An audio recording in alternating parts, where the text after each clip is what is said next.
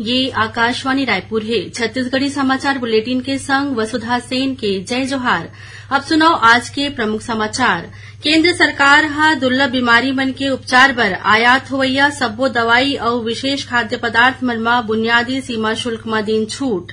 छत्तीसगढ़ उच्च न्यायालय हा रायपुर में आयोजित ऑटो एक्सपो में वाहन मन के पंजीयन टैक्स में एक मुश्त 50% छूट ऊपर रोक लगाइन और रामनवमी में आज प्रदेश में श्रद्धा और उल्लास के माहौल। उन्हें नवरात्रि पर्व के 9वां दिन बाजा गाजा और जसगीत के संग जवारा विसर्जन करे जात है। केंद्र सरकार हा दुर्लभ बीमारी मन के उपचार के उद्देश्य ले व्यक्तिगत उपयोग बर आयात करे जाने वाला सब्बो दवाई और विशेष खाद्य पदार्थ मन ला बुनियादी सीमा शुल्क ले छूट प्रदान करे है। सरकार हा अलग अलग कैंसर के इलाज में इस्तेमाल होने वाला पेम्ब्रोलिजुमाब ला बुनियादी सीमा शुल्क ले पूरी तरह ले छूट प्रदान करे है। ये दवाई मन ऊपर सामान्यतः 10% के दर ले बुनियादी सीमा शुल्क लगाए जाते, जबकि जीवन रक्षक दवा और टीका मन के कुछ श्रेणी मन ऊपर बुनियादी सीमा शुल्क के रियायती दर 5% या 0 है। प्रधानमंत्री नरेंद्र मोदी हा बिलासपुर में प्रधानमंत्री ग्राम सड़क योजना के उपलब्धियों पर प्रसन्नता जताए हैं। भाजपा प्रदेश अध्यक्ष अरुण साव डहर ले करे गए एक ट्वीट संदेश के जवाब में प्रधानमंत्री हा किहिन है कि प्रधानमंत्री ग्राम सड़क योजना के ऐसे उपलब्धि मन हा उत्साहित करैया है। उमन किहिन की बिलासपुर के लोगन मन के खुशी में पूरा देश शामिल है।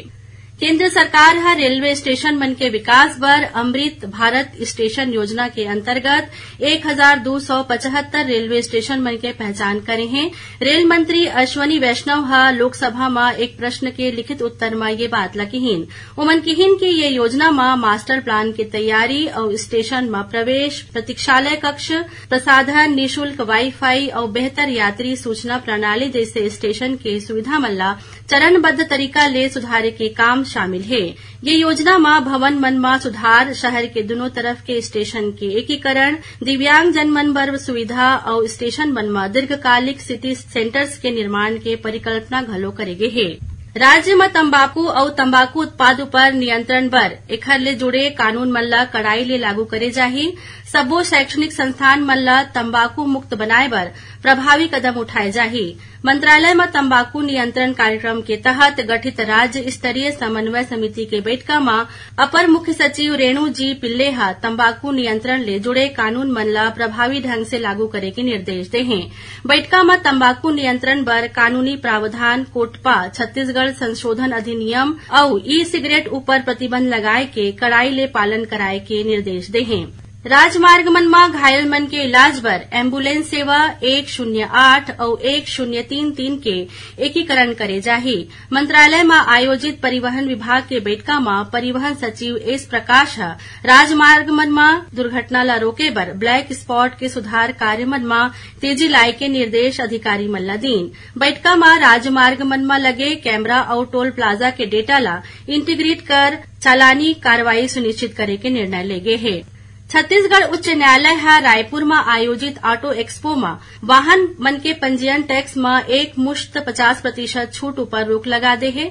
मिले जानकारी के अनुसार राजधानी के साइंस कॉलेज मैदान में पाछू 24 मार्च ले ऑटो एक्सपो के आयोजन करे जाथे, जेमा राज्य सरकार हा वाहन मन के विक्रय के बाद पंजीयन टैक्स ऊपर एक मुश्त 50% छूट दे के घोषणा करे रहीस, जेमा रोक लगाए बर छत्तीसगढ़ उच्च न्यायालय में याचिका दाखिल करे गे रहीस। प्रारंभिक सुनवाई के बाद हाईकोर्ट हा 50% छूट में रोक लगा दे हैं। छत्तीसगढ़ी समाचार बुलेटिन आप मन आकाशवाणी रायपुर ले सुनत हव। छत्तीसगढ़ के खबर ले है आपके वास्ता और खबर के विश्वसनीयता ले है हमार वास्ता। आकाशवाणी समाचार रायपुर के प्रादेशिक समाचार बुलेटिन के संगे संग हमार समसामयिक कार्यक्रम आप रेडियो के संग अपन मोबाइल में घलो सुन सकत हो। आकाशवाणी समाचार फेसबुक, ट्विटर और यूट्यूब में घलो हावय। हमार फेसबुक पेज हरे Chhattisgarh news on AIR, Twitter handle CGAIR news और हमार यूट्यूब चैनल हरे छत्तीसगढ़ AIR न्यूज। तो अब रेडियो के संगे संग आपके मोबाइल के माध्यम ले हम आप तक पहुंचत हन। छत्तीसगढ़ के हर खबर पर सुनत रहो आकाशवाणी समाचार। अब आगू बाड़ो बाते समाचार कोती। प्रवर्तन निदेशालय ईडी छत्तीसगढ़ सरकार ला पत्र लिख के उप सचिव सौम्या चौरसिया और निलंबित आईएएस अधिकारी समीर बिश्नोई के खिलाफ भ्रष्टाचार निवारण अधिनियम के तहत मामला दर्ज करे के निवेदन करे हैं। पुलिस महानिदेशक और सामान्य प्रशासन विभाग के सचिव ला भेजे गए ये पत्र में ईडी दोनों अधिकारी मन के खिलाफ उखड़ डहार ले करे गई कार्रवाई और संपत्ति के ब्यौरा दे हैं। बीजापुर जिला में विस्फोट के चपेट में आए ले एक झीन जवान घायल हो गए। मिले जानकारी के अनुसार जिला के नेलसनार बांगापाल क्षेत्र ले केंद्रीय रिजर्व पुलिस बल के टीम तलाशी अभियान पर निकले रहीस। इही दौरान पांडे मुर्गा राष्ट्रीय राजमार्ग में माओवादी मंडहार ले सुरक्षा बल मन ला नुकसान पहुंचाए के उद्देश्य ले विस्फोट लगाए गए रहीस। जेला बरामद कर बाद में निष्क्रिय करत बेरा विस्फोट होए ले बम विरोधक दस्ता के एक झन जवान घायल हो गए। जेला बेहतर इलाज बर रायपुर लाए गए हैं। इति नारायणपुर के कुरुसनार थाना अंतर्गत गुमिया गांव में बेड़ा पुल निर्माण में लगे मिक्सर मशीन और पानी पंप में माओवादी मन आग लगा दिन, जेखर ले मशीन जल के नष्ट हो गए। नारायणपुर जिला के सोनपुर गांव में भारत तिब्बत सीमा पुलिस बल आईटीबीपी डहार ले सिविक एक्शन कार्यक्रम के तहत शिविर के आयोजन करेगीस। ये मौका में ग्रामीण मन ला दैनिक उपयोग के सामान वितरित करेगीस। संगे संग स्थानीय ग्रामीण मन माड़ संस्कृति पर आधारित सांस्कृतिक कार्यक्रम घलो प्रस्तुत करें। शिविर में आईटीबीपी के अधिकारी मन युवा मन ला समाज के मुख्य धारा में रही के काम करे और कोनो तरह के समस्या आए में उनला संपर्क करे बर कहीन। रामनवमी के पर्व आज छत्तीसगढ़ सहित देश भर में श्रद्धा और उल्लास के संग मनाए जाते हैं। ये पर्व भगवान विष्णु के 7वां अवतार भगवान श्रीराम के जन्म के उपलक्ष्य में मनाए जाते हैं। हिंदू कैलेंडर के अनुसार रामनवमी चैत्र माह के 9वां दिन मनाए जाते हैं। राष्ट्रपति द्रौपदी मुर्मू, उपराष्ट्रपति जगदीप धनखड़ और प्रधानमंत्री नरेंद्र मोदी देशवासी मन ला रामनवमी के शुभकामना दे हैं। एक ठन संदेश में राष्ट्रपति कहिन की भगवान श्रीराम के जयंती की ये पर्व निस्वार्थ सेवा के संदेश देथे। उमन लोगन मन ला भगवान राम के आदर्श ला आत्मसात करे और भारत ला एक गौरवशाली राष्ट्र बनाए में स्वयं ला समर्पित करे के आग्रह करें। प्रधानमंत्री अपन ट्वीट संदेश में कहिन की मर्यादा पुरुषोत्तम भगवान श्रीराम के जीवन त्याग, तपस्या, संयम और दृढ़ संकल्प ऊपर आधारित रहीस और ये हर युग में मानवता बर प्रेरणा बने रही। रामनवमी के मौका में आज प्रदेश में अलग अलग जगह में स्थित राम मंदिर मन में भगवान श्रीराम के पूजा अर्चना करे जात है। राजधानी रायपुर के दूधाधारी मठ में भगवान श्रीराम के दर्शन बर आज बिहनिया ले श्रद्धालु मन के तांता लगे हैं। उन्हें नवरात्रि पर्व के 9वां दिन आज सबो देवी मंदिर और शक्तिपीठ मन में पूजा अर्चना करे जात है। संगे संग बाजा गाजा और जसगीत के संग जवारा विसर्जन घलो करे जात है। दक्षिण पूर्व मध्य रेलवे खेल संघ डहार ले रायपुर में अंतर विभागीय क्रिकेट प्रतियोगिता के आयोजन करेगी।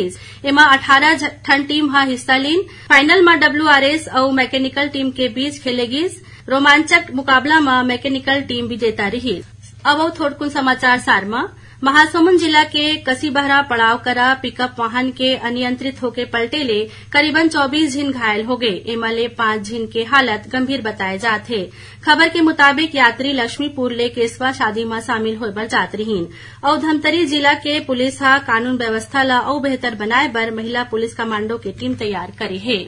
आखिर में प्रमुख समाचार एक घाव फेर। केंद्र सरकार दुर्लभ बीमारी मन के उपचार बर आयात होवैया सबो दवाई और विशेष खाद्य पदार्थ मन में बुनियादी सीमा शुल्क में दीन छूट।